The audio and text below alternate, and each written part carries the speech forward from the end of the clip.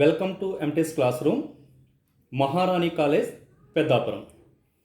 Already మనం last క్లాస్లో chemical toxicology అనే లెసన్ స్టార్ట్ చేయడం జరిగింది.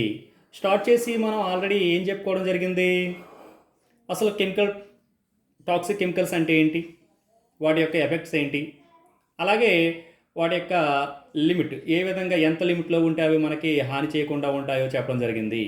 అలాగే ఈ టోటల్గా మనం 24 టాక్సిక్ కెమికల్స్ ఉన్నాయని చెప్పడం జరిగింది. అందులో లాస్ట్ క్లాస్లో మనం ఏం చేసామంటే ఒక టాక్సిక్ కెమికల్స్ యొక్క సోర్సెస్ అనేవి ఏ విధంగా ఉంటుంది, దానివల్ల ఎఫెక్ట్స్ ఏ విధంగా వస్తాయి, లేదంటే దాన్ని ఏ విధంగా కంట్రోల్ చేస్తామనేది చెప్పడం జరిగింది. అంటే సైనైడ్ అనే దాన్ని తీసుకొని ఈరోజు మనం పెస్టిసైడ్స్ అంటే పురుగుల మందులు, ఈ పెస్టిసైడ్స్ అనే వాటి గురించి చూద్దాం. అంటే ఈరోజు మనం చూసే క్లాస్ ఏంటమ్మా, పెస్టిసైడ్స్ అనే వాటి గురించి చూద్దాం. అంటే పెస్టిసైడ్స్ అంటే ఏంటి, ఆ పెస్టిసైడ్స్లో ఉండే రకాలేంటి, ఆ పెస్టిసైడ్స్ వల్ల కలిగే ఎఫెక్ట్స్ ఏంటి, వాటిని ఏ విధంగా మనం కంట్రోల్ చేయొచ్చు, దీన్ని ఈరోజు క్లాస్లో చూద్దాం. చూడండి, పెస్టిసైడ్స్ అంటే ఏంటట, pesticides are the organic chemicals used to control unwanted and dangerous species of plants and animals. చూడండి, పెస్టిసైడ్స్ అనే దాన్ని ఏమంటున్నామా, పెస్టిసైడ్స్ అంటే ఏంటట, ఆర్గానిక్ కెమికల్స్ అట. దీన్ని ఎక్కడ యూజ్ చేస్తారట, unwanted and dangerous species of plants and animals. అంటే మొక్కలు లేదా జంతువుల్లో ఉండే అన్వాంటెడ్ అంటే అవసరం లేని, అలాగే ప్రమాదకరమైన స్పీసీస్ని మనం ఏం చేయొచ్చు, కంట్రోల్ చేయడానికి వాడే ఆర్గానిక్ కెమికల్స్నే పెస్టిసైడ్స్ అంటారట. ఓకేనా. అయితే పెస్టిసైడ్స్ అనేవి worst enemy of man on the earth planet. ఈ పెస్టిసైడ్స్ అనేవి వరస్ట్ ఎనిమీ అట. అంటే ఎవరికి, మానవాళికి పెస్టిసైడ్స్ అనేవి, పెస్టిసైడ్స్ అంటే పురుగుల మందు, ఈ పురుగుల మందులు అనేవి మానవాళికి వరస్ట్ ఎనిమీ అంటే చాలా పెద్ద శత్రువు అని చెప్పవచ్చు ఈ ఎర్త్ ప్లానెట్ మీద ఉండే మానవాళికి. ఎందుకనట, చూడండి ఏమంటున్నాడు, they not only contaminate the lithosphere but also pollutes the atmosphere too. Lithosphere అంటే మనం మనుషులు జీవించే ఆవరణం ఏదైతే ఉందో దాన్ని లిథోస్పియర్ అంటాం. ఈ లిథోస్పియర్తో పాటు అట్మాస్ఫియర్, వాతావరణాన్ని కూడా ఇది ఏం చేస్తుంది అనమాట, ఈ పెస్టిసైడ్స్ అనేవి పొల్యూట్ చేసేస్తాయి. అందువల్ల ఇవి ఏంటంటున్నాం, వర్స్ట్ ఎనిమీ ఆఫ్ మ్యాన్ అంటాం. ఓకేనా.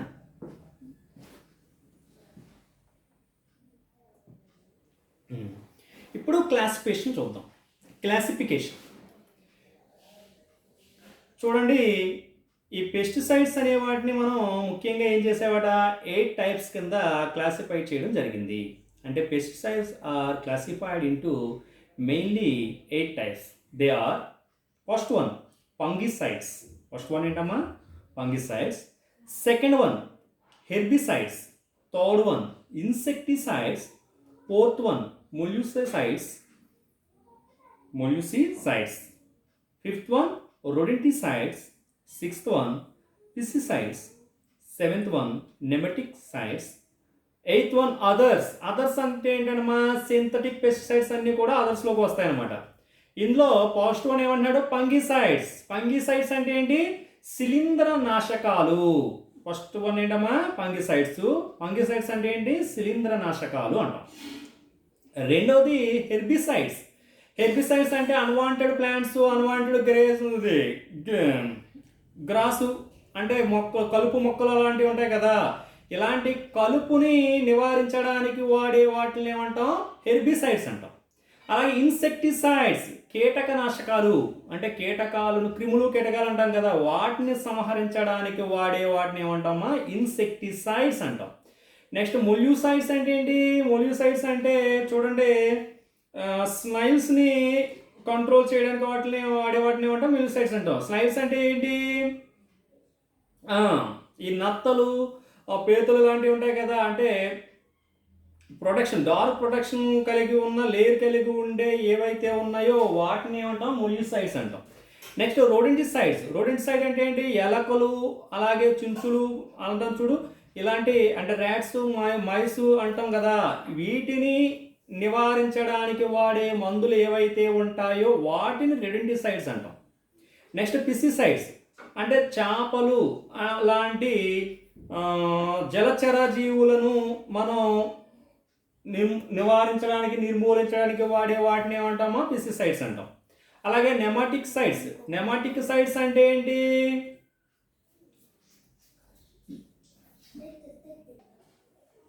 నెమాటిక్ సైడ్స్ అంటే ఏంటంటే ఫ్రూట్స్, వెజిటేబుల్స్, అలాగే డ్రింకింగ్ వాటర్లో ఉండే బ్యాక్టీరియా లాంటివి ఉంటాయి కదా, దీన్ని మనం నివారించడానికి వాడే కెమికల్స్ ఏవైతే ఉంటాయో వాటిని ఏమంటామంటే నెమాటిక్ సైడ్స్ అంటాం.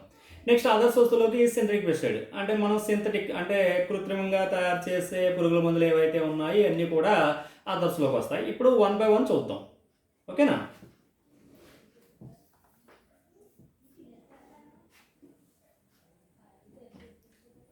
ఫస్ట్ వన్ చూస్తే కనుక fungicides. These are toxic to fungi and are used to control plant diseases. చూడండి, ఫంగిసైడ్స్ అంటే ఏంటంటున్నాడు? ప్లాంట్ డిసీజెస్ని కంట్రోల్ చేయడానికి వాడే టాక్సిక్ కెమికల్స్ ఏవైతే ఉంటాయో వాటిని ఫంగిసైడ్స్ అంటారట. Next herbicides. These are used to kill weeds or unwanted vegetation. చూడండి, వీడ్స్ అంటే కలుపు, అలాగే వెజిటేషన్ అంటే ఇది కూడా ఇంచుమించు అనవసరమైన మొక్కలు, చెట్లు ఉంటాయి కదా, వాటిని మనం నివారించడానికి వాడే వాటిని ఏమంటామమ్మా? హెర్బిసైడ్స్ అంటాం. ఈ హెర్బిసైడ్స్ని మళ్ళీ 2 రకాలుగా చెప్పచ్చు. చూడండి, those herbicides which interfere with the photosynthetic activity thus causing the plant to die from lack of energy. ఈ విధంగా మనం హెర్బిసైడ్స్ వాడడం వల్ల ఇందులో ఈ హెర్బిసైడ్స్ ఏం చేస్తాయట? ఏ విధంగా వాటిని అంటే మనం ఏం చెప్పాం? కలుపు మొక్కలు లేదా అన్వాంటెడ్ వెజిటేషన్ని రిమూవ్ చేయడానికి అన్నాం. అదే ఏ విధంగా రిమూవ్ అవుతుందట? ఫోటోసింథటిక్ యాక్టివిటీ అనేది జరగకుండా చేస్తాయి అన్నమాట ఈ హెర్బిసైడ్స్. అందువల్ల ఏమవుతాయి? ఫోటోసింథసిస్ అనేది జరగకపోతే ఆ మొక్కలు అనేవి బతకడానికి కావాల్సిన ఎనర్జీ అనేది అందకపోవడం వల్ల ఏమవుతాయంటే మొక్కలు లేదా కలుపు అనేది ఏమవుతుందంటే నివారించబడుతుంది అనమాట. ఓకేనా? దీనికి ఎగ్జాంపుల్గా మోనోరాన్ అలాగే సిమాజిన్ అనే కెమికల్స్ని ఎగ్జాంపుల్గా చెప్పవచ్చు. సెకండ్ టైప్ తీసుకుంటే కనుక అంటే ఇది ఒక టైపు ఆఫ్ కంట్రోల్ అనమాట ఈ హెర్బ్స్. రెండో టైప్ ఏంటంట? In second type at low concentration herbicides are used for causing increased retention of leaves and fruits. ఈ కలుపు మొక్కలు ఏవైతే ఉన్నాయో వాటి యొక్క లీవ్స్ అలాగే ఫ్రూట్స్ అనే వాటిని పెరగేదాన్ని నివారించేస్తుంది అనమాట. వాటిని పెరగకుండా కంట్రోల్ చేసేయడం ద్వారా ఏం చేస్తుందంటే అవి ఏమవుతాయంటే కంట్రోల్ అయిపోతుంది అనమాట. దీనికి ఎగ్జాంపుల్గా 2,4-డైక్లోరోఫెనామిస్టిక్ యాసిడ్ని మనం చెప్పవచ్చు.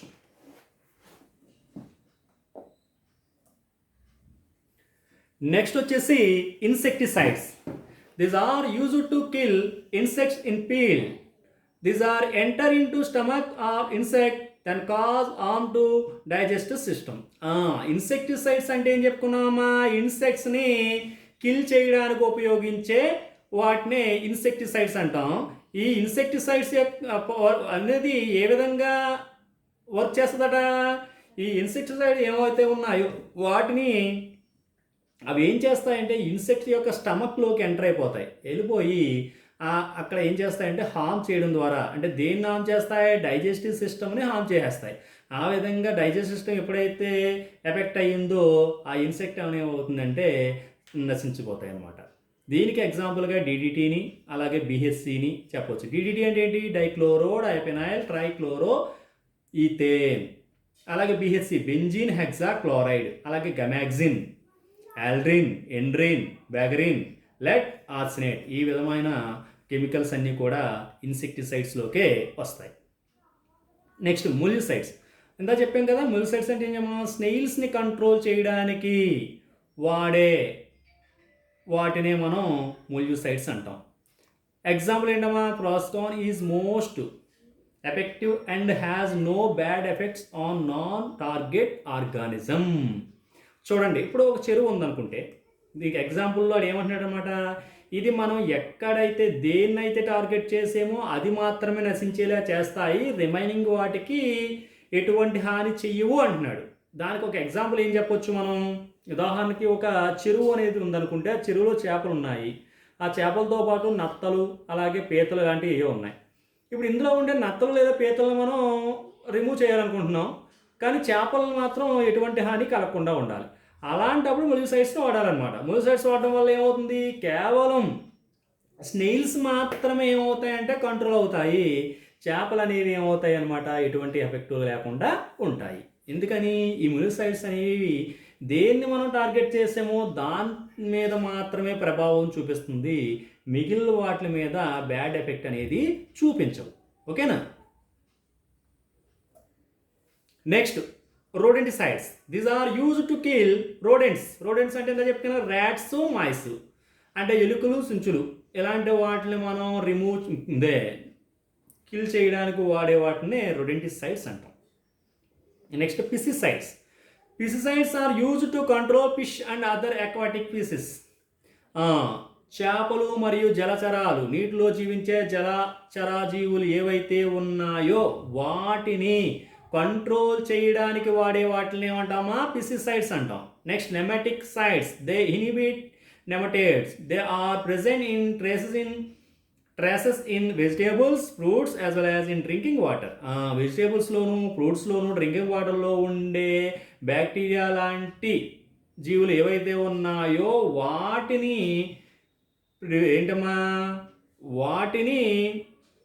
రిమూవ్ చేయడానికి లేదా కంట్రోల్ చేయడానికి వాడే వాటిని ఏమంటాం, నెమటిక్ సైడ్స్ అంటాం.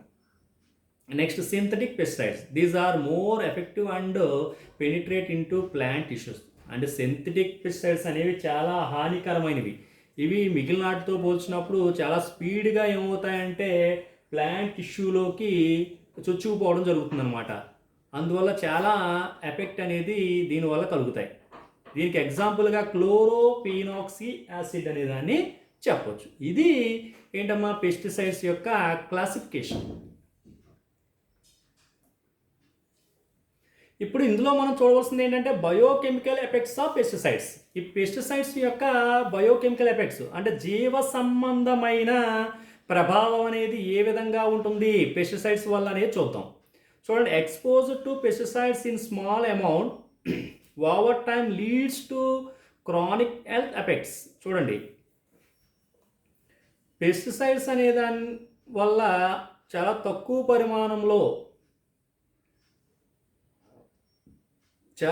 పరిమాణం పెస్టిసైడ్స్ అనేవి మన మీద, అదే మానవాళి మీద ఎక్స్పోజ్ అయితే కనుక దాని ప్రభావం అనేది చాలా ఎక్కువ కాలం ఉంటుందంట. చూడండి, leads to chronic health effects. Chronic అంటే ఏంటి, దీర్ఘకాలం అంటే చాలా ఎక్కువ కాలం అలాగ ఉండే హెల్త్ ఇష్యూస్ అనేవి రావడం జరుగుతుంది. అంటే జ్వరం లాగా ఏదో తలపోట్లాగా ఉండదు. జ్వరం వస్తే 2 రోజులు తగ్గిపోతుందని, హెడేక్ వస్తే 1 రోజులు తగ్గిపోతుంది, కోల్డ్ వస్తే 3 రోజులు తగ్గిపోతుంది. అలా కాకుండా ఇంచుమించు ఇంకా నిరంతరం అలాగా మనం ఉండే జీవితకాలం అది ఏమవుతుందన్నమాట, అలాగా దీర్ఘకాలం ఉండే హెల్త్ ఇష్యూస్ కింద మారిపోతాయి. ఏంటి, ఈ పెస్టిసైడ్స్ యొక్క ఎఫెక్ట్ వల్ల. Some pesticides also undergo metabolic changes as well as biodegradation. అంటే ఏంటి, మెటబాలిక్ అంటే మనకి లోపల జీవ సంబంధమైన చర్యలు జరుగుతాయి కదా. ఈ జీవ సంబంధమైన చర్యలు అనేవి, ఆ చర్యల్లో కూడా చేంజెస్ అనేవి వచ్చే విధంగా ఇవి పెస్టిసైడ్స్ అనేవి చేయడం జరుగుతుంది. అలాగే the residue formed by the degradation. అంటే ఈ లోపలికి వెళ్ళిపోయిన దానివల్ల ఈ డిగ్రేడేషన్ అంటే అది విచ్ఛిన్నం అయిన తర్వాత ఏర్పడే అవశేషం ఉంటుంది కదా, ఈ అవశేషం అనేది మోర్ డేంజరస్ అట. చూడండి, మన లోపలికి ఏదో పెస్టిసైడ్ వెళ్ళింది, కానీ ఆ పెస్టిసైడ్స్ అనేది విచ్ఛిన్నం అయిపోయి ఒక రెసిడ్యూ కింద, అవశేషం కింద మారిపోయింది. ఇప్పుడు మన లోపలికి వెళ్ళిన పెస్టిసైడ్ కంట విచ్ఛిన్నం ద్వారా ఏర్పడిన అవశేషం అనేది చాలా డేంజరస్గా మారిపోతుంది అనమాట. అదవుతుంది. అదే చూడండి, more dangerous than the parent compound. అంటే లోపలికి వెళ్ళిన దానికంట దాని నుండి ఉత్పన్నమైన ఈ అవశేషం అనేదే చాలా డేంజరస్ అనేది, అది మనకి ఎక్కువ ఎఫెక్ట్ అనేది చేస్తుంది అనమాట. చూడండి, pesticides are generally break down in the environment through a number of processes such as oxidation, reduction, dehydrogenation. చూడండి, pesticides are generally break down. ఈ పెస్టిసైడ్స్ అనేవి ఏమవుతాయట, విడిపోతాయి, విచ్ఛిన్నం జరుగుతాయి, రకరకాలుగా విడిపోవడం జరుగుతుంది. ఎలాగా? దీనివల్ల ఈ ఎన్విరాన్మెంట్లో జరిగే నెంబర్ ఆఫ్ ప్రాసెస్ వల్ల. ఆ ప్రాసెస్ ఏంటి? ఆక్సిడేషన్, ఆక్సీకరణం అంటే రిడక్షన్, క్షయకరణం, డిహైడ్రోజినేషన్. డిహైడ్రోజినేషన్ అంటే ఏంటమ్మా? వాటర్ అనేది డిహైడ్రోజినేషన్ అంటే ఏంటి? హైడ్రోజన్ అనేది రిమూవ్ చేయడం. ఈ విధంగా ఆక్సిడేషను, రిడక్షను లేదా డిహైడ్రోజినేషన్ అనే ప్రాసెస్లు అనేవి జరగడం ద్వారా ఎన్విరాన్మెంట్లో ఈ పెస్టిసైడ్స్ అనేవి బ్రేక్ డౌన్ అనేది జరగడం జరుగుతుందట. Pesticides residue may be carcinogenic and cause a serious threat to mankind. ఇందా చెప్పాను చూడండి, పెస్టిసైడ్స్ అనే వాటికన్నా పెస్టిసైడ్స్ నుండి ఏర్పడిన రెసిడ్యూస్ అనేవే మోర్ డేంజరస్ అని చెప్పాను. ఈ విధంగా ఏర్పడిన ఈ రెసిడ్యూ అనేది కార్సినోజెనిక్ అంటే ఏంటి? క్యాన్సర్ కారకాలుగాను, అలాగే సీరియస్ థ్రెట్ అంటే చాలా సీరియస్ డిసీజ్ అనేవి కలిగే విధంగాను ఇవి చేయడం జరుగుతుందన్నమాట.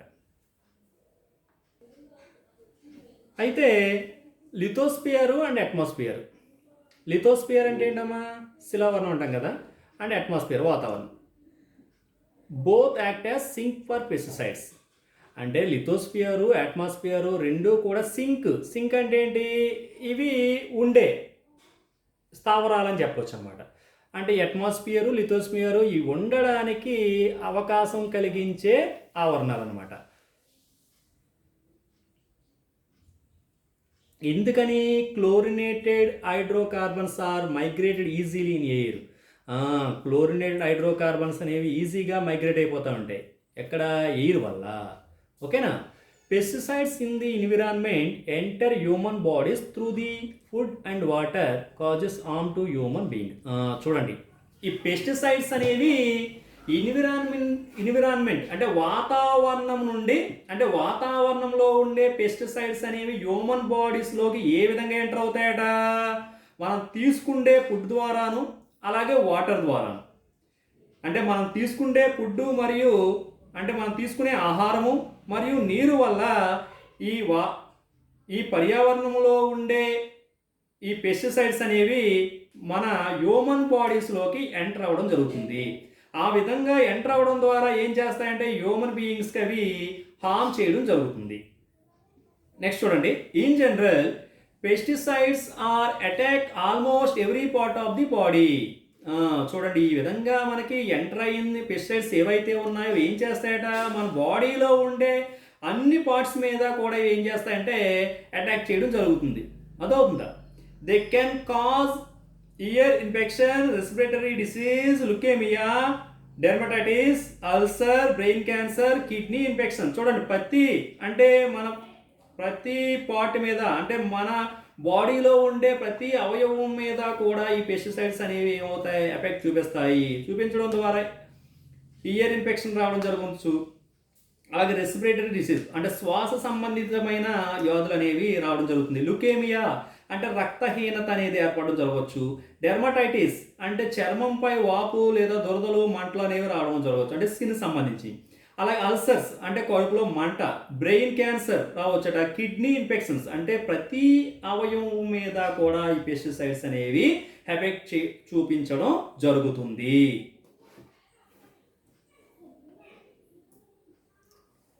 అయితే ఇందులో కొన్ని పెస్టిసైడ్స్ చూద్దాం. ఏ పెస్టిసైడ్స్ అనేది ఏ విధంగా మనకి ఎఫెక్ట్ చేస్తుంది అనే దానికో 2-3 చూసుకొని చెప్తే మీకు కూడా కొంచెం అర్థమవుతుంది. లిండేన్ అంటే లిండేన్ అనే దాన్ని తీసుకుంటే కనుక అది చూడండమ్మా, lindane it affects the central nervous system, liver, kidney. Lindane అనే పెస్టిసైడ్ తీసుకుంటే కనుక సెంట్రల్ నర్వస్ సిస్టమ్ మీద, లివర్ మీద, కిడ్నీ మీద ఏం చేస్తుందమ్మా? ఎఫెక్ట్ అనేది చూపించడం జరుగుతుంది. దీనివల్ల ఏమొస్తుందట? It causes liver cancer. అలాగే ఇట్ డ్యామేజ్ ఇమ్యూన్ సిస్టమ్ అంటే లివర్ క్యాన్సర్ అనేది రావడానికి లిండేన్ అనేది కారకంగా పనిచేస్తుంది. అలాగే డ్యామేజ్ ఇమ్యూన్ సిస్టమ్ అంటే రోగ నిరోధక శక్తి అనే దాన్ని తగ్గించే విధంగా ఇది చేయడం జరుగుతుంది. ఎప్పుడైతే రోగనిరోధక శక్తి అనేది తగ్గిపోయిందో ప్రతి డిసీజ్ అనేది ఎంటర్ అవ్వడానికి ఛాన్సెస్ అనేది ఉంటుందన్నమాట. నెక్స్ట్ రెండోది తీసుకుంటే డీడీటీ తీసుకుంటే కనుక it damage the nervous system. అంటే ఇది కూడా ఏమవుతుందమ్మా, నరాల యొక్క మన శరీరంలో నర్వస్ అంటే నరాలు సంబంధించిన సిస్టమ్ ఏదైతే ఉందో దాని మీద ఎఫెక్ట్ చూపిస్తుంది. చూడండి, చిల్డ్రన్ ఎక్స్పోజ్ అయితే కనుక వైల్ ఇన్ హూమ్స్ పెయిల్స్ డెవలప్మెంట్ ప్రాబ్లమ్స్, అంటే వాళ్ళ పెరుగుదల మీద ఇది ఏమవుతుందంటే ఎఫెక్ట్ అనేది చూపిస్తుంది. డీడీటీ అనేది చిల్డ్రన్ మీద ఎఫెక్ట్ ఎలా చూపిస్తుంది, వాడి యొక్క పెరుగుదలను నిరోధిస్తుంది అనమాట. Next endosulfan, it effect kidneys and liver. ఈ ఎండోసల్ఫాన్ అనే పెస్టిసైడ్ తీసుకుంటే కనుక కిడ్నీస్ మీద లివర్ మీద ఎఫెక్ట్ చూపిస్తుంది అంటున్నాడు. It causes testicular and breast cancer. అలాగే ఇది ఏమవుతుందమ్మా, దీనివల్ల క్యాన్సర్ అనేది కూడా రావడం జరుగుతుంది అన్నాడు. అలాగే it is mutagenic and genotoxic. It is highly toxic to fish birds. చూడండి, ఎండోసల్ఫాన్ అనేది ఎక్కువగా టాక్సిక్ అట దేనికి, ఫిషెస్ అలాగే బర్డ్స్, పక్షులు మరియు చేపలకి ఇది చాలా ఎక్కువ ఎఫెక్ట్ అనేది చేయడం జరుగుతుంది. నెక్స్ట్ మలాథియాన్ తీసుకుంటే కనుక మలాథియాన్ వల్ల బోన్ మ్యారో అనేది రావడం జరుగుతుంది. అలాగే క్రోమోజోమల్ ఎఫెక్ట్, అంటే క్రోమోజోమ్స్ ఉంటాయి కదా మనకి, ఆ క్రోమోజోముల ఎఫెక్ట్ అనేది కూడా మెలాథియాన్ వల్ల జరుగుతుంది. నెక్స్ట్ క్లోరోఫైరిఫోస్ అనేది తీసుకుంటే ఇట్ ఎఫెక్ట్స్ నర్వస్ సిస్టమ్, అంటే నర్వస్ సిస్టమ్ మీద ఇది ఎఫెక్ట్ చూపిస్తుంది. అలాగే చూడండి, ఈ క్లోరోఫైరిఫోస్ వల్ల ఏమొస్తుంది అంటున్నాడు, it causes headache, blood vision, coma and even death. చూడండి, క్లోరోవైరస్ వల్ల డెత్ కూడా వస్తుంది అంటున్నాడు. ఫస్ట్ ఏంటంటున్నాడు, హెడేక్ రావడం జరుగుతుంది, అంటే తక్కువ అమౌంట్లో ఇది ఎఫెక్ట్ అవ్వడం వల్ల ఏమొస్తుంది, హెడేక్ వస్తుంది. అలాగే బ్లడ్ విజన్, అంటే మసగ్గా కనిపించడం అంటాం కదా, దాన్ని బ్లడ్ విజన్ అంటాం. కొంచెం ఎక్కువ అమౌంట్ అనేది ఎఫెక్ట్ అవుతే కనుక, ఎక్కువ అమౌంట్లో క్లోరోవైరస్ ద్వారా ఎఫెక్ట్ అవ్వడం ద్వారా ఏమవుతుందట, కోమా అనేది రావడం జరుగుతుంది. నెక్స్ట్ ఈవెన్ డెత్ కూడా, అంటే ఇంకా ఎక్కువ పరిమాణంలో మనం దీనికి ప్రభావితం అవుతే కనుక డెత్ అనేది కూడా రావడం జరుగుతుంది.